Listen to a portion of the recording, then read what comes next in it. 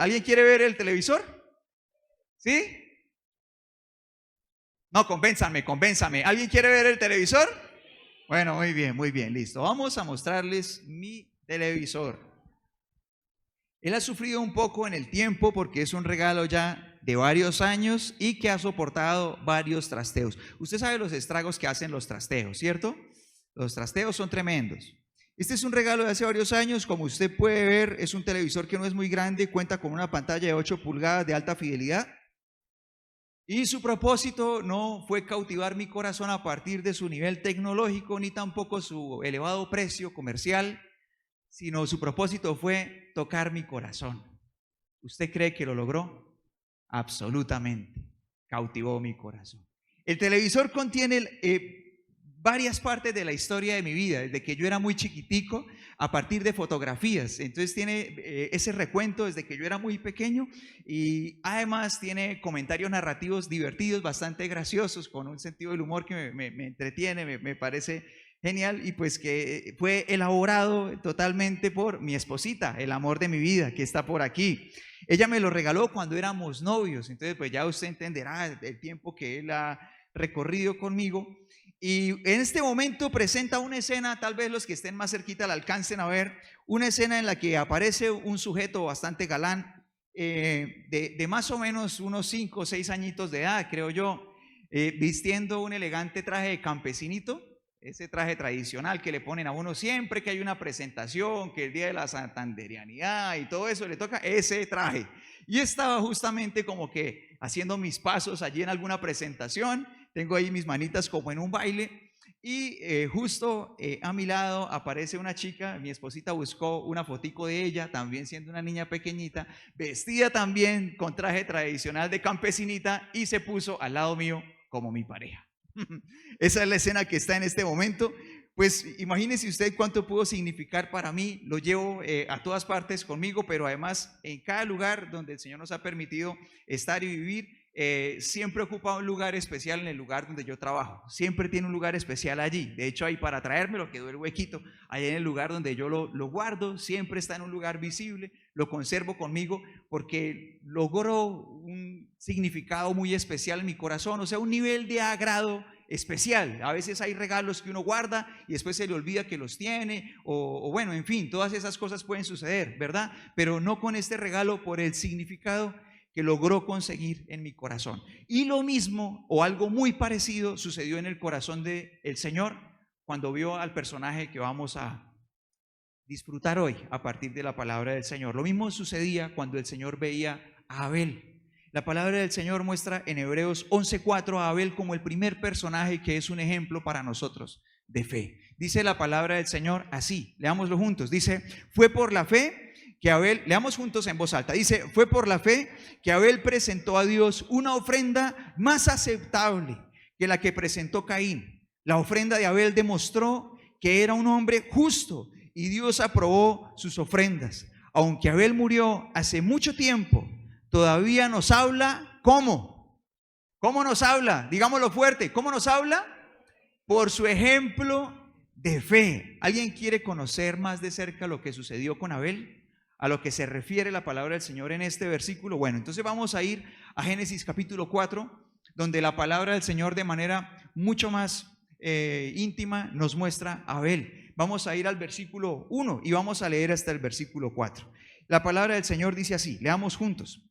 Dice, ahora bien, Adán tuvo relaciones sexuales con su esposa Eva, dice, y ella quedó embarazada. Dice la palabra del Señor, ¿qué más? Cuando dio a luz a Caín, dijo, con la ayuda del Señor he tenido varón. Tiempo después dio a luz al hermano de Caín y le puso por nombre. Cuando crecieron, Abel se hizo pastor de ovejas, mientras que Caín se dedicó a cultivar la tierra. Al llegar el tiempo de la cosecha, Caín presentó algunos de sus cultivos como ofrenda para el Señor.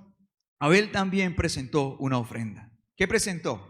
Las mejores partes de algunos de los corderos que eran las primeras crías de su rebaño. El Señor aceptó a Abel y a su ofrenda. Pero te quiero invitar a que leamos el versículo 4 en la traducción que nos ofrece la Nueva Versión Internacional. el versículo 4 es traducido de manera más precisa en esta versión.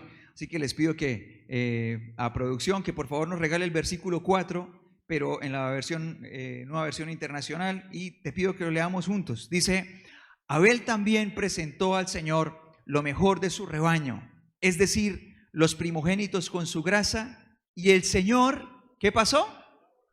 Miró con agrado. Esta traducción es más precisa del texto original. Dice: y el Señor miró con agrado. ¿A quién? A Abel y a su ofrenda. ¿Qué gestos hace uno cuando se siente complacido? Uno siente un nivel de agrado al nivel de prácticamente quedar como impresionado. ¿Qué gestos hace uno? Yo podría aportar el primero. Uno abre como los ojos más, ¿cierto? Cuando uno se sorprende, como que levanta las cejas, ¿verdad? Abre los ojos así como huevo frito. Y uno hace como así. ¿Qué más hace? Ah, eso. Sí, uno hace expresiones con la boca. Bien sea que se quede con la boca abierta o hace algún tipo de expresión verbal como, oh, ¿cierto? O wow, no sé, alguna expresión la que uno use, ¿cierto? ¿Sí hace eso uno o no? Sí hace. ¿Qué más hace? ¿Cómo, Fabiola? Bueno, también puede expresar su emoción con llanto. También sucede que, por ejemplo, uno hace algo con las manos. Entonces, si pensamos en las actitudes que tenemos cuando tenemos ese nivel de emoción, de agrado, de impresión, a veces uno se lleva las manos, por ejemplo, a la cabeza o a la cara, ¿no?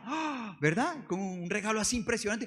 No puede ser, ¿no? Entonces uno hace ese tipo de expresión y todas esas cosas. También pasa a veces que uno como que mira a otros lugares intentando, como de alguna manera es algo inconsciente, como compartir su emoción o refugiarse en medio de esa emoción en la mirada compartida de alguien más. Entonces como que uno está viviendo ese momento que lo impresiona y uno como que mira la cara de otro. Bueno, todas estas cosas, si es un regalo que le están entregando, también genera ganas de abrazar. Bueno, mira, algo así es lo que la palabra del Señor nos quiere decir que sintió nuestro Padre al ver a Abel y a su ofrenda. Este tipo de agrado, de emoción que lleva a una persona no solamente a sentir, sino a expresarlo, exteriorizarlo físicamente, de querer hacer todas estas cosas. Este nivel de emoción fue el que expresa la palabra del Señor que sentía nuestro Padre viendo ¿a quién? Viendo a Abel. Y a mí, pues me parece bien hacerme la pregunta: ¿qué pensará mi Padre cuando me ve a mí? Eso sentía el Señor viendo a Abel, pero ¿qué piensa Dios cuando me ve a mí? Y creo que estaría bien que tú también te hicieras la pregunta. ¿Qué piensa Dios cuando te ve? ¿Qué siente el Señor cuando te ve? ¿Qué siente el Señor cuando ve tus pensamientos? ¿Qué siente el Señor cuando ve tus conversaciones? Cuando ve la manera en que invertimos nuestras vidas, lo que estamos haciendo con ellas, ¿qué siente nuestro Padre?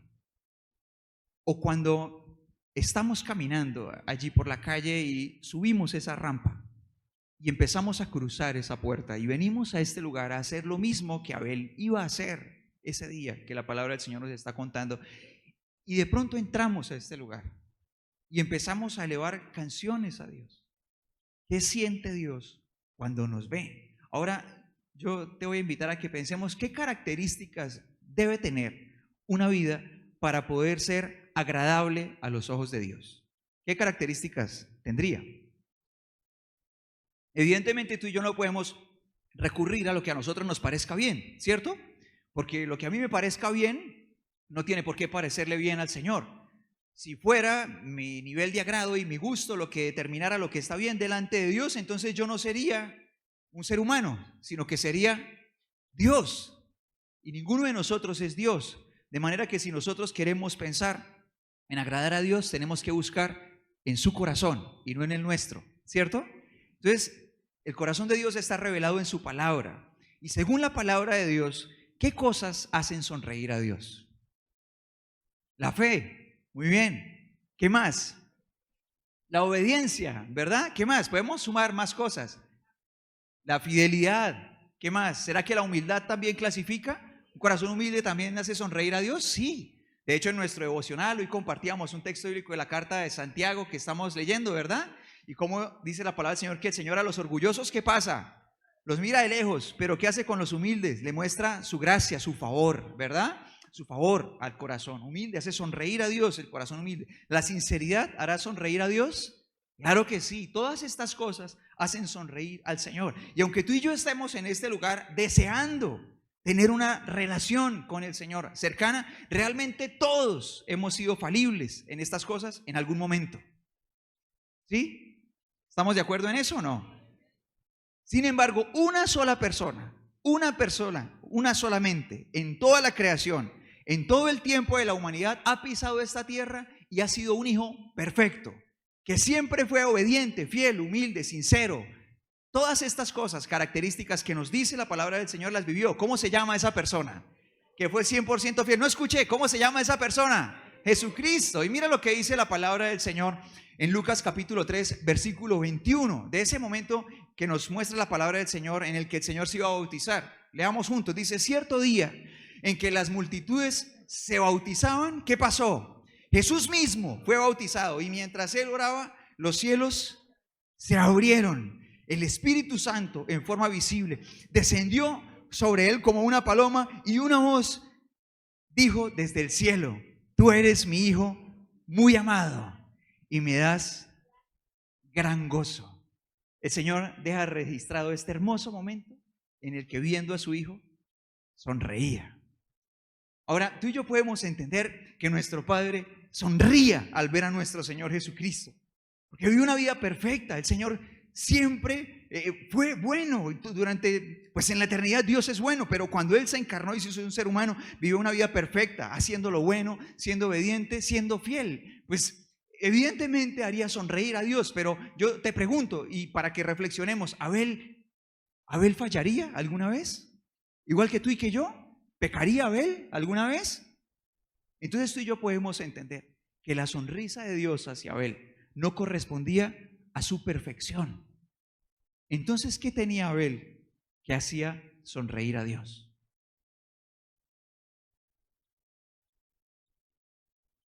Tú y yo podríamos pensar en muchas cosas, pero si tú y yo miramos lo que nos dice la palabra del Señor en la carta a los Hebreos, Abel tenía un tesoro que podemos tener tú y yo. Abel tenía fe. ¿Sí estás conmigo? Abel tenía fe. Y esa fe generó milagros en su vida, que tú y yo tenemos aquí delante de nosotros y que si volvemos a leer con más cuidado, podemos notar, podemos descubrir y podemos traer a nuestro corazón. ¿Quién quiere hacerlo? Muy bien, vamos a leer entonces de nuevo. Vamos a leer lo que dice el versículo 3. Vamos a leer Génesis 4. Versículo 3, y vamos a descubrir las maneras milagrosas en las que la fe obró en la vida de Abel. Vamos a leer juntos lo que dice el versículo 3 hasta el 7. La palabra del Señor dice así: tiempo después, Caín presentó al Señor una ofrenda del fruto de la tierra. Abel también presentó al Señor lo mejor de su rebaño, es decir, los primogénitos con su grasa. Y el Señor miró cómo. Qué hermoso esto, no nos cansamos de leerlo. Miró con agrado a Abel y a su ofrenda, pero no miró así a Caín ni a su ofrenda. Y entonces Caín, ¿qué hizo? Reflexionó. ¿Qué hizo? Se enfureció y andaba cabizbajo. Entonces el Señor le dijo, ¿por qué estás tan enojado? ¿Por qué andas cabizbajo? Si hicieras lo bueno, podrías andar, ¿cómo? Con la frente en alto. Pero si haces lo malo, el pecado está a la puerta para dominarte. No obstante, tú puedes dominarlo. Ahora preguntémonos, ¿Caín y Abel leían la Biblia? No podían leer la Biblia. La Biblia se empezó a escribir mucho tiempo después, pero aunque ellos no tenían la Biblia, Caín y Abel sabían lo necesario para buscar y caminar con el Señor, porque antes de la caída los seres humanos tuvimos la oportunidad de tener una relación directa con el Señor y de manera verbal, a través de sus padres, ellos habían podido recibir lo necesario para poder saber cómo buscar al Señor, caminar con Él y de acuerdo a su época, de acuerdo a lo que ellos necesitaban, cómo vivir una vida fiel al Señor. Caín sabía eso y la palabra del Señor nos muestra eso, que Caín no solamente estaba llevando una vida lejos del Señor, una vida incorrecta, una vida en la que él hacía lo malo, sino que él era consciente de eso. Él sabía que lo estaba haciendo, pero aún así, él se acercaba al Señor a entregarle su adoración. Es decir, él se acercaba al Señor a decirle, te amo, Dios. ¿Sí está conmigo o no? Esto lo podríamos ilustrar de muchas formas, lo que está representándonos esta escena, pero una de ellas creo que podría ser la de una mujer que está mirando su celular y está terminando de revisar todas las pruebas indiscutibles de que su esposo le está siendo infiel. Las está revisando y mientras ella termina de revisarlas, levanta sus ojos y ve venir a su marido con un ramo de flores para ella. ¿Qué puede sentir esa mujer hacia ese hombre? Ayer alguien decía ganas de coger el ramo y estrellárselo. Veo que es un sentimiento compartido. Y si le pusiéramos calificativos a ese hombre que viene con ese ramo de flores, ¿qué calificativos le podríamos poner? Adúltero, ¿qué más? ¿Qué más? ¿Qué cosa, Maita Mary? Pero ese hombre todavía, según la escena que tenemos, no ha tenido remordimiento. Entonces, le cae mentiroso. ¿Qué más? Yo sé que algunos de ustedes pueden estar filtrando calificativos para no de pronto ser desmedidos, ¿verdad? Mentiroso. Ayer alguien decía falso, ¿verdad? ¿Sí le quedan bien todos esos calificativos o no? ¿Verdad? ¿Cierto que sí? Ahora mira, nadie puede decir que tiene fe y que cree en Dios si en su corazón no hay también un deseo sincero de cambiar las cosas que están mal en su corazón. Si una persona dice tener fe en Dios, pero no está dispuesta a hacer cambios, es un mentiroso. Y esa mentira la creía Caín. Si nos preguntáramos todos, ¿quién quiere ser como Caín? ¿Cuántos levantarían la mano? Ninguno, ¿verdad? Ninguno levantaríamos la mano, ¿verdad? Pero pues no es lo que uno piense ni el nombre, sino lo que uno hace. Y esto no solamente llevaba a tener en Caín un corazón, pues en las condiciones en las que tú lo podemos ver y lejos del Señor, sino que hacía de Caín una bomba de tiempo. Caín era una persona que iba y adoraba a Dios, pero al salir de allí podía odiar a su hermano. Caín era una persona que podía ir y adorar a Dios, salir de allí y luego llegar a su casa a ser un instrumento de caos. Caín podía ir y adorar a Dios y luego salir de allí y después de eso tener un problema con su hermano y no hablarle más, romper relaciones con él y hacer cero esfuerzo por reconciliarse con él. Caín podía ir y adorar a Dios y después hacer un plan para matar a su hermano. Muy peligroso Caín, ¿verdad? Y cuando el Señor le está hablando y le dice, ¿por qué estás tan enojado? ¿Por qué estás cabizbajo? Si hicieras lo bueno, ¿podrías andar cómo? Con la frente en alto.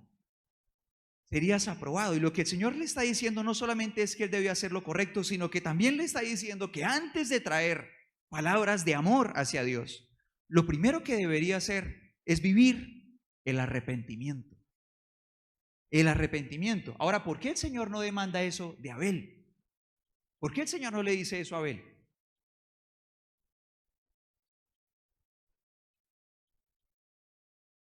Porque tiene un corazón sincero y porque su fe lo ha llevado a vivir el arrepentimiento como parte de su vida. La razón por la que el Señor no le demanda a Abel arrepentimiento no es porque Abel fuera perfecto, es porque ya hace parte de su propia vida. O sea, tú y yo entendemos que ese momento de adoración de Abel no ocasiona la sonrisa de Dios porque Abel nunca hubiera fallado, sino porque Abel ya se arrepintió sinceramente de eso. ¿Y el arrepentimiento qué es? El arrepentimiento es un deseo más grande que todos los demás deseos, de abandonar eso que me daña, eso que me enferma, eso que me destruye, por placentero que sea, para correr al dador de la sanidad, de la vida, a la libertad, para correr a los brazos de todas esas cosas que solamente tiene el Señor. Pero el arrepentimiento no es el producto de la cantaleta, no es el producto de alguien persiguiéndolo a uno, regañándolo. El arrepentimiento tampoco es el temor a ser visto. El arrepentimiento tampoco es el fruto del miedo a las consecuencias. El arrepentimiento es una sincera pasión, un deseo de elegir la vida por encima de la muerte. Es eso. Y eso sucede cuando uno se encuentra con Dios, sinceramente. ¿Sí está conmigo? Ahora, mire esto es un milagro que sucede cuando la fe tiene lugar en un corazón y alguien cree en Dios, confía en Él, lo busca y se abraza al Señor desesperadamente. En ese momento, uno de los milagros que sucede es un arrepentimiento sincero. Y uno desea con todo su corazón abrazar la vida y abandonar para siempre todo lo que se la robó por mucho tiempo. Ahora mire, cuando Caín iba a adorar a Dios y tal vez subía a ese monte, como ellos por instrucción verbal seguramente lo hacían, subía a ese monte, tal vez otras personas veían a Caín, cuando subía Caín, veían a Caín subir allí con todos los frutos de su trabajo de agricultura. Tal vez mucha gente sonrió viendo a Caín caminando a adorar a Dios, pero Dios no.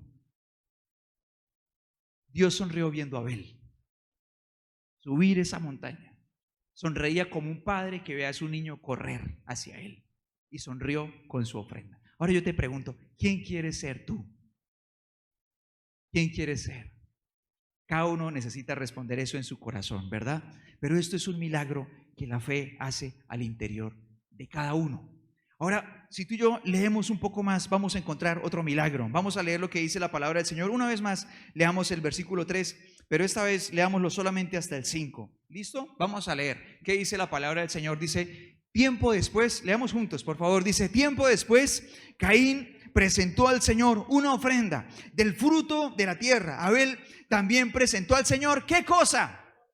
Lo mejor de su rebaño, es decir, los primogénitos con su grasa. El Señor miró con agrado a Abel y a su ofrenda, pero no miró así a Caín ni a su ofrenda. Por eso Caín se enfureció y andaba cabizbajo. ¿Qué calificativo le dio el Señor a aquello que le ofreció a Abel? ¿Cómo lo calificó el Señor? ¿Era qué cosa? ¿Leemos otra vez? Vamos a leerlo juntos de nuevo para que podamos tenerlo presente. Vamos a ver qué dice el versículo 3 de nuevo. Leámoslo juntos. Dice, tiempo después, Caín presentó al Señor una ofrenda del fruto de la tierra. ¿Y qué más dice? Abel también presentó al Señor, ¿qué cosa? No solamente Abel lo pensó, el Señor le pone este calificativo. Y cómo el Señor entonces, para que tengamos bien presentes esas dos palabras, califica la ofrenda de Abel. ¿Cómo la califica? ¿Cómo qué cosa? Lo mejor. Como lo mejor. Ahora tú y yo nos encontramos un segundo milagro. El primero fue un arrepentimiento sincero. El segundo es la capacidad de darle a Dios lo mejor. Ahora tú y yo podemos pensar, ¿cómo calificaría el Señor lo que yo le doy a Él? Porque sin duda alguna, como lo hizo con Abel, el Señor tiene un calificativo para lo que cada ser humano le ofrece. ¿Qué calificativo le corresponderá a lo que yo le ofrezco a Dios? Pensemos en mi tiempo. ¿Cómo calificará el Señor el tiempo que yo le doy? ¿Cómo calificará nuestro Padre ese tiempo que yo le ofrezco? Y podemos pensar en nuestro día a día, en nuestra semana, en la época de la vida en la que estamos. ¿Cómo calificará mi Padre el tiempo que yo le ofrezco? Ahora, ¿qué calificativo tenía la ofrenda de Caín? ¿Qué calificativo tuvo? ¿El Señor le puso algún adjetivo a ese sujeto? No, ¿verdad? Es decir, la palabra del Señor no dice que tampoco que Caín le ofreciera lo peor, pero pudo ser cualquier cosa. En cambio, Abel le ofrecía al Señor ¿qué? Lo mejor al Señor. Y tú y yo podemos pensar, ¿qué pensará entonces el Señor acerca del tiempo que yo le doy? Si será cualquier cosa o acaso podrán ser las obras. Porque cuando el Señor Jesús veía a las personas traer ofrendas al templo, miraba a cada uno de ellos hacerlo. Y Él, que puede ver nuestros corazones, por el Espíritu Santo podía entender y discernir el corazón de cada persona que transitaba y hacía el recorrido por el templo hasta el lugar donde depositaba lo que traía para el Señor. Y empieza a decirle a sus discípulos, cuando ve a una mujer y trae 2 monedas, ella trajo todo. Es lo mejor. Y tal vez cuando alguien la ve pasar, no sonría al ver lo que ella trae, pero sonríe Dios. Mientras tanto, las demás personas, dice la palabra del Señor, y conmueve mucho mi corazón, dice, traían una parte, imagínese usted, una parte de lo que les sobraba. Ni siquiera las sobras enteras, una parte de ellas. ¿Cómo calificará el Señor mi actitud? La forma como yo voy a buscarlo cuando se me dice vamos a orar, o cuando en mi corazón dispongo a orar. ¿Cuál es mi actitud cuando voy a ese lugar? Y cuando tengo que librar esa batalla conmigo mismo, porque de pronto quiero dormir un poco más, o tengo pereza, o todas esas cosas. ¿Cuál es mi actitud para enfrentar esa lucha? Si acaso en mi corazón el Señor puede encontrar la mejor actitud para hacer frente y querer decir al Señor, aquí estoy dispuesto para ti. ¿Cuál es mi actitud para leer su palabra o cuando estoy en este lugar? Él me mira y me ve mi corazón. ¿Y qué calificativo tendrá eso? Y por supuesto, ¿qué calificativo le merecerá al Señor lo que yo siembro en su casa? Sin duda alguna, Abel estaba allí ofreciéndole al Señor el fruto de su trabajo. ¿Cómo calificará el Señor aquello con lo que yo le traigo adoración, que es el fruto del mío? ¿Cómo califica el Señor eso? Bueno, el Señor y lo sabe mejor que cada uno de nosotros. Si tenemos un corazón sincero, el Señor puede revelarlo a nuestro corazón. Ahora, Abel no fue el primero en ofrendar. Si tú y yo leemos estos dos versículos con cuidado, nos damos cuenta de que él no fue el primero en ofrecer la ofrenda, sino que fue su hermano mayor. Sin embargo, Abel no siguió el ejemplo de su hermano mayor, porque la adoración de Abel no correspondía a lo que hicieran los demás, sino correspondía a quien era Dios para él. Y aunque nadie más lo hiciera, Abel quería ofrecerle al Señor siempre, ¿qué cosa? Lo mejor.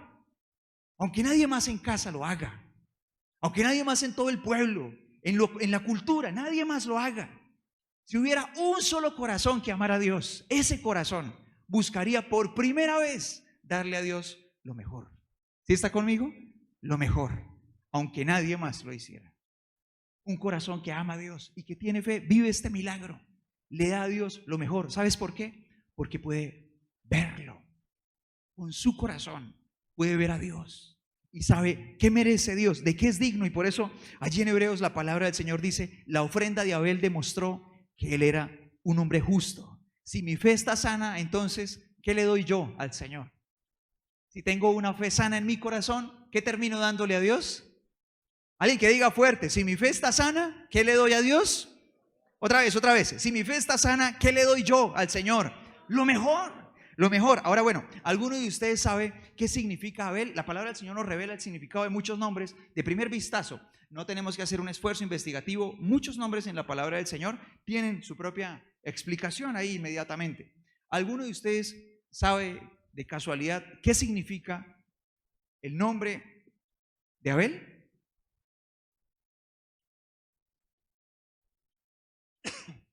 Les cuento que yo tampoco lo sabía. En todo el camino con el Señor,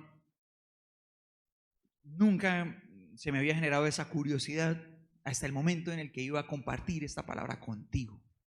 Hasta este día tuve la curiosidad de ir más allá y ver qué significaba su nombre. Y encontré un secreto hermoso en la palabra del Señor que cautivó muchísimo mi corazón. Si tú y yo leemos el versículo 1 y el versículo 2 nuevamente, vamos a encontrar que hay una expresión que nos muestra el significado del nombre de Caín. Y vamos a leer los dos versículos. Dice el versículo 1, vamos a pedirle a producción que por favor nos ayude con Génesis 4:1. Génesis 4:1, por favor. Y vamos a leer la palabra del Señor tomando en cuenta los versículos 1 y 2. Entonces vamos a leer la palabra del Señor desde el principio. Muy bien, dice la palabra del Señor así. Dice... Les pido que por favor me lo regalen en NTV, que es la versión que yo tengo. De esa manera puedo acompañarlos mejor con la lectura. Gracias. Dice así, dice, ahora bien, Adán tuvo relaciones sexuales con su esposa Eva y ella quedó embarazada. Cuando dio a luz a Caín, dijo, con la ayuda del Señor, ¿qué pasa? he tenido varón. Y como pasa muchas veces en la Biblia, el nombre de Caín es como un juego de palabras con otras palabras que quieren decir tener, adquirir. Y tú y yo encontramos en Eva una actitud como de emoción, ¿no? O sea, tiene su hijo y es como que tengo un hijo, y le pone Caín, y con esa emoción, con la ayuda del Señor, he tenido un hijo, he adquirido un hijo, ahora tengo a este hijo varón, feliz, emocionada. Pero mira lo que sigue diciendo el versículo 2. Dice, tiempo después dio a luz al hermano de Caín y le puso por nombre Abel. Cuando crecieron, Abel se hizo pastor de ovejas, mientras que Caín se dedicó a cultivar la tierra. Y tú y yo encontramos claramente que no hay ningún tipo de expresión con respecto a Abel. El nombre de Abel significa vanidad, sin sentido. ¿Ustedes recuerdan cómo empieza el libro de Eclesiastés? Que es el corazón abierto de una persona que ha perdido las ganas de vivir. Es eso el libro de Eclesiastés. Es el corazón abierto de alguien que lo tuvo todo en el Señor, se alejó de Él y ahora encuentra que su vida no tiene sentido. Y termina ese libro dándose cuenta de que nunca debió apartarse de la fuente de la vida, que consiguió todo el éxito del mundo, pero había perdido todo porque no tenía a su Señor. Entonces ese libro empieza con una frase que es memorable, que tal vez si tú has leído Eclesiastés alguna vez no la puedes olvidar. Presenta al escritor, que es Salomón, el hijo del rey David, y empieza diciendo, ¿alguien recuerda? Vanidad, ¿qué más dice? De vanidades. Esa palabra que dice allí, vanidad de vanidad, esto es vanidad, exactamente es el nombre de Abel. En hebreo es su nombre. Esa palabra es su nombre. Ese sinsentido, ese estado de depresión, de desánimo. Es decir, que la palabra del Señor nos da a entender, al ir profundo en ella, nos muestra tal vez un estado en su mamá de ver la vida de esta forma, como la estaba viendo Salomón. Es como si después de este momento de emoción, de haber tenido a Caín, su mamá hubiera caído en un estado de tristeza, de depresión, de sinsentido por la vida, y le pone ese nombre, Abel, por esa razón. Es como si la familia estuviera en ese estado en el que la vida no tiene razón, su relación con el Señor decae a tal punto que ponen esa marca sobre su segundo hijo. Ahora tú y yo podremos entender que eso ocasionaría que la bienvenida de los dos fuera muy diferente, ¿verdad? Tú y yo nos damos cuenta de que la forma como fue recibido Caín fue muy diferente a la forma como seguramente fue recibido Abel, que seguramente las descargas de amor que pudo recibir Caín, así con esa emoción con la que tú y yo vemos en la palabra del Señor, no están representadas para Abel, que la crianza tendría seguramente factores diferenciadores muy importantes. Además, la palabra del Señor nos muestra una situación problemática entre hermanos, pero no nos muestra en ningún momento que en el lugar, que en el corazón de Abel hubiera lugar para algún sentimiento de depresión, de tristeza, de resentimiento o de odio, porque Abel tenía un corazón sano. ¿Sí está conmigo? Un corazón sano. En cambio, en Caín sí nos muestra una persona que iba a adorar a Dios, y luego ¿qué hacía? Estaba enojado con su hermano, estaba bravo con su hermano, estaba bravo con Dios seguramente también. Pero Abel tenía un corazón sano. Por la fe, Abel podía tratar a los demás por encima de la forma en la que él había sido tratado.